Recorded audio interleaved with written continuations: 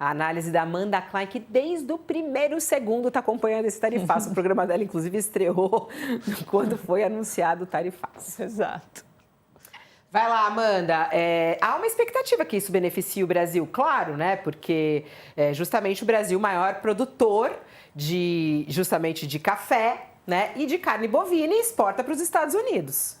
Fá, mas por enquanto o efeito é o inverso, é o contrário. Aliás, eu acabei de subir uma coluna, não sei se a nossa produção encontra para a gente daqui a pouco, está o seguinte: negociadores do governo veem como improvável um acordo com os Estados Unidos nessa semana. Por que eu estou falando isso? Porque lembra que semana passada, quando o Mauro Vieira, nosso chanceler, esteve nos Estados Unidos com o secretário de Estado americano Marco Rubio, na semana passada, na quinta, ele deu uma coletiva breve ao sair do encontro e disse: olha, os Estados Unidos, nós esperamos proximamente, talvez amanhã ou na semana que vem, amanhã era sexta da semana passada, tá, gente? Semana que vem, na verdade, é esta semana. Algum desfecho, alguma resposta dos americanos. O que está acontecendo? Desde 4 de novembro, o Mauro Vieira também contou que tem um documento do Brasil que foi enviado aos Estados Unidos para que eles analisem propostas brasileiras. O principal que tem nesse documento é o pedido de uma trégua por 90 dias de suspensão daquela sobretaxa de 40%. Quando os Estados Unidos anunciam na sexta-feira, Fabíola, essa retirada daquela tarifa recíproca, unilateral, imposta pelos americanos para todos os países do mundo, alguns tiveram, obviamente, tarifas diferenciadas, mas esse piso de 10%, eles retiram isso sobre uma lista grande de mais de 238 produtos agrícolas. Se for pegar as especificações, é uma lista de mais de 1.000. Só que continua a sobretaxa de 40% sobre o Brasil. Quais os mercados mais impactados? Café e carne bovina. E aí é muito ruim. Eu entrevistei o Marcos Matos, que é o diretor da Secafé, representa os exportadores de café hoje mesmo no mercado aberto. Ele contou o seguinte: olha, a base de comparação fica péssima para o Brasil, porque enquanto os nossos concorrentes, Vietnã, Indonésia, Costa Rica, que vendem café também, Colômbia, tiveram suas tarifas zeradas, né, basicamente, nós continuamos com essa sobretaxa de 40%.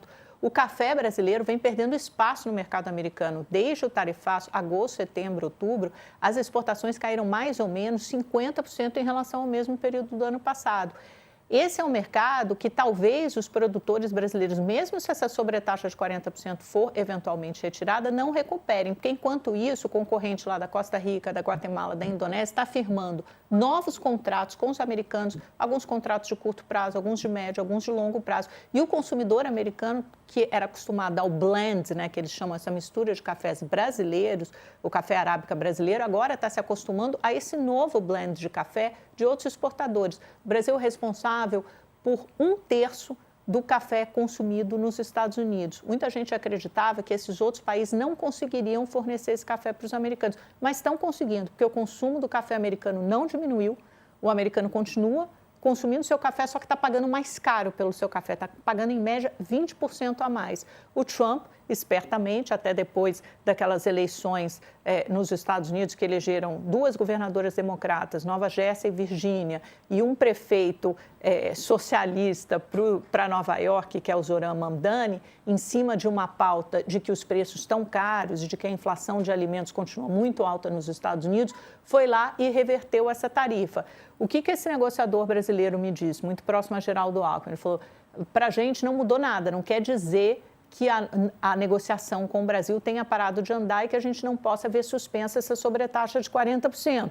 Mas não acho que vai ter um desfecho nesta semana, como havia indicado Mauro Vieira. É mais ou menos na esteira do que disse o Jamil Chad, muito devagar com esse andor. Se a Suíça levou 5 meses, se outros países levaram muitos meses, é porque você precisa conseguir alguma coisa em troca nessa negociação. Estamos de volta aqui, quem estava conosco na TV falando sobre o tarifaço, Amanda Klein, Jamil Chad explicando muito bem.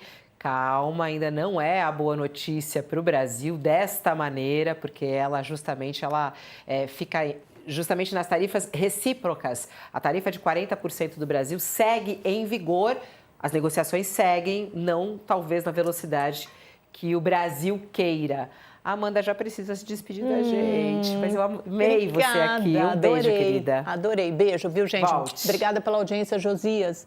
Obrigada pela companhia, tchau, viu? beijão. Sempre um prazer. Obrigado. Até mais. Ô, Josias, vamos seguir aqui com essa história do Eduardo Bolsonaro também, porque ele foi às redes sociais falar justamente sobre isso e acusou o governo Lula de promover uma fake news, disse ele, sobre essa redução da tarifa. Ele falou: os Estados Unidos não estão beneficiando o Brasil, estão retirando 10% de tarifas que ele colocou no mundo inteiro.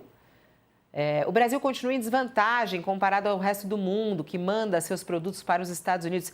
Querem resolver o problema? Comecem aprovando a anistia. É muito curioso, ele segue pedindo isso, Josias. Apesar da condenação, não, dele ter se tornado réu no STF. No final de semana ele disse: não desistiremos, nós venceremos, nas redes sociais, né? O Eduardo Bolsonaro, Fabiola, ele precisa ser desligado da tomada. Ele virou um assunto criminal, assunto para o Supremo Tribunal Federal. Vai perdendo relevância para o noticiário político. Se tornou realmente um personagem relevante. Agora, objetivamente, essa notícia do mais recente em relação às tarifas, ela ainda não é uma boa notícia para o governo brasileiro. Pode ser até prejudicial, como já explicado aqui.